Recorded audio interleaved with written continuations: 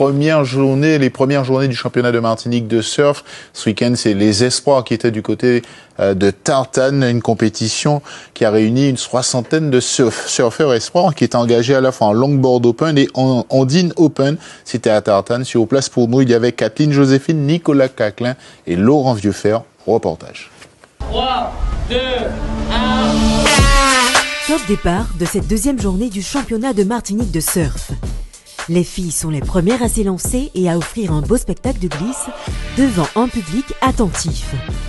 Une discipline qui n'a plus de secret pour Mona et Naomi, qui prennent les premières et deuxièmes places du classement de surf ondine minime. C'était stressant, mais on arrive à prendre des vagues, même si les vagues elles n'étaient pas bonnes. Mais on s'est tous amusés, c'était ça le plaisir. Dans le surf, ce que j'aime bien, c'est que c'est un sport d'extérieur, qui a un super esprit de groupe aussi, parce qu'on surfe tous ensemble à l'eau.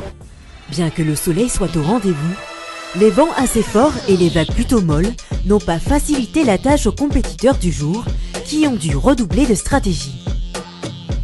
Au début, j'avais une stratégie, c'était attendre les vagues, et les bonnes, mais il n'y en avait pas trop, du coup j'ai dû essayer de prendre le plus de vagues possible et voir s'il y en avait une qui était potentiellement faisable.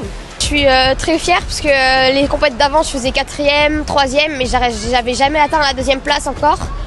Malgré l'adversité, ces jeunes surfeurs ont su garder le cap et montrer leur talent. Mona et Lilian, les vainqueurs de la compétition dans leurs catégories respectives, se sont qualifiés pour le championnat de France qui aura lieu dans l'Hexagone en octobre prochain. On a Maël Laborde qui fait des compétitions au niveau international désormais. On a Dimitri Magon, pareil, en bodyboard, qui fait des compétitions aussi maintenant au niveau international. Et tous ces jeunes, ils ont démarré ici et maintenant ils représentent la Martinique dans le monde entier. C'est impressionnant. La prochaine et dernière étape du championnat de Martinique de surf se tiendra ce week-end à Basse-Pointe, avec en prime le dimanche une démonstration du surfeur non-voyant Thomas Da Silva, vice-champion du monde 2024.